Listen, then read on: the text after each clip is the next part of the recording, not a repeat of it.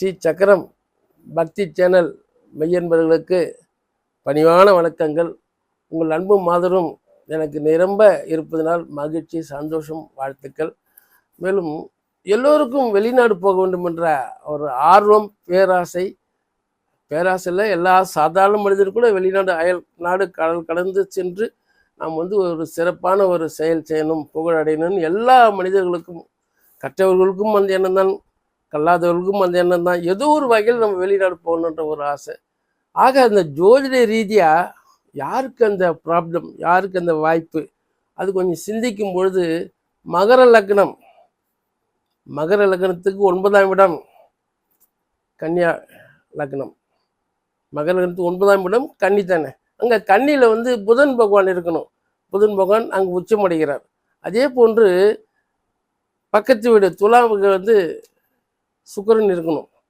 ஆக இந்த 9, 10க்கு உண்டான 2 கிரகங்கள், அங்கே புதன் உச்சமாக வர்றாரு, இங்கே சுக்கிரன் ஆட்சி வர்றார்.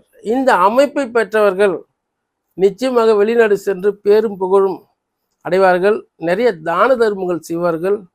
இவர் போல யார் என்று ஊர் சொல்ல வேண்டும் அப்படின்னு ஒரு பாடல் கூட ஒன்று வரும்.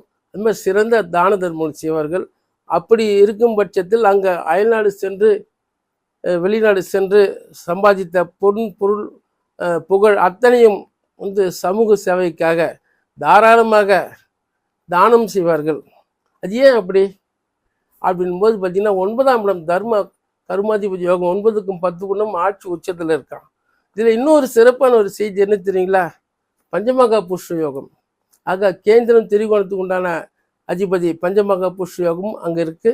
9ஆம் இடம் தர்ம கருமாதிபதி யோகம். புதன் உச்சந்தான பத்ர யோகம், சுக்கிரன் மாளவிகா யோகம். இந்த 2 யோகமே யார் ஒருவருக்குமே பார்த்தீங்கன்னாக்கா, ஒரு யோகம் பஞ்சமகா புருஷ யோகம் ஒன்று இருந்தாலே அவங்க சிறப்பான நிலை அடைவாங்க.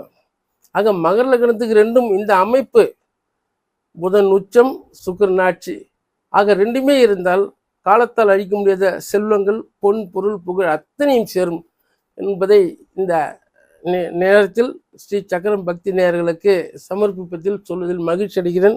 உங்கள் வீட்டு ஜோதிடர் சரவணாமிர்தம்.